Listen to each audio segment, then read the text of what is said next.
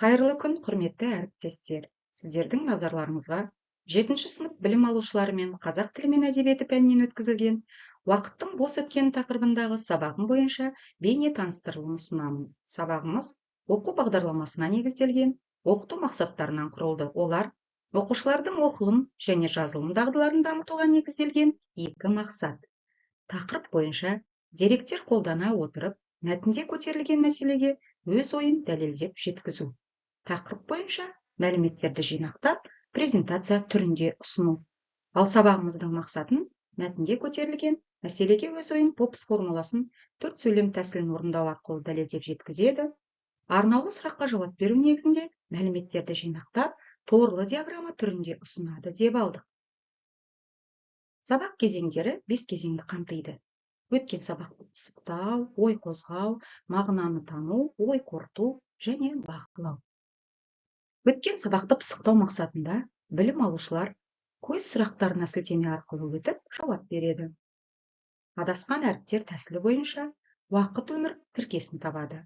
Сабақ мақсатымен тақырыбымен танысып, оқып, бөлшектеп, аударып, күтілетін нәтижеге бірге жетуге мұғалім тарапынан ұсыныс алады. Ой қозғау кезеңінде оқушыларды ортаға шақырып, нақыл сөздер жазылған қағаздарды таңдатып, уақыт туралы нақыл сөз таңдағандарды бірінші топқа, өмір туралы нақыл сөз таңдағандарды екінші топқа топтастырдық. Мұғалім уақыт адамның өмірі екенін ескертіп өтті. Жаңа сөздердің түсіндірмесімен танысып, кілт сөздер арқылы ортуыл қосымшасында сәйкестендіруді жүргізеді. Ол кілт сөздер қашықтық, өнеге, тәрбие, пікір, ойға бату.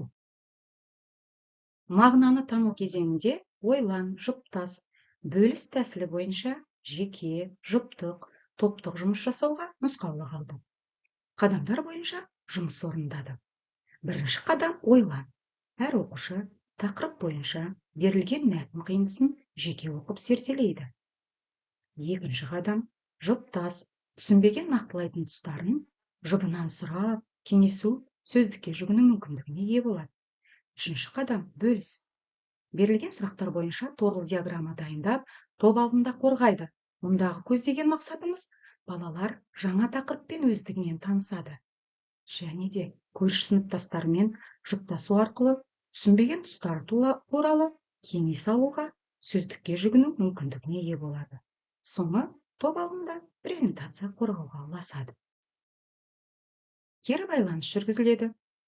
Арнайы мағынаны тану кезеңі бойынша сөйлемдерді аяқтайды.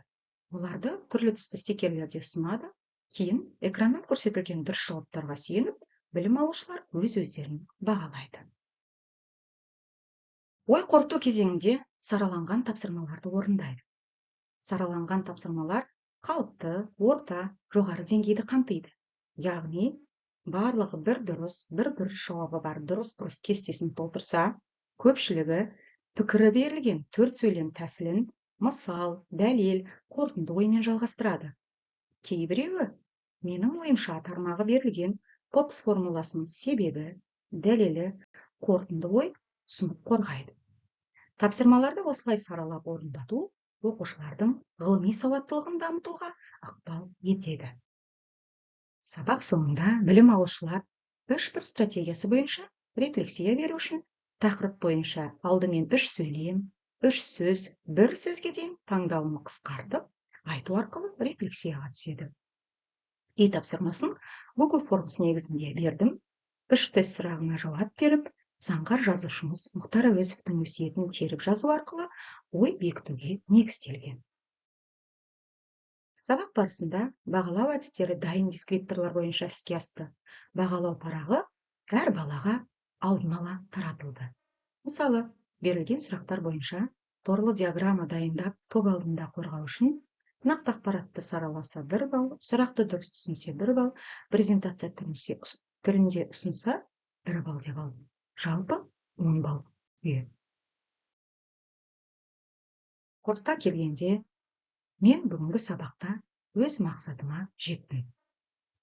Білім алушыларым сабақта белсенділік танытып, күтілетін нәтижеге бірлесе отырып, қол жеткізгенімізді сеніммен айта аламын. Назарларыңызға Рахмет.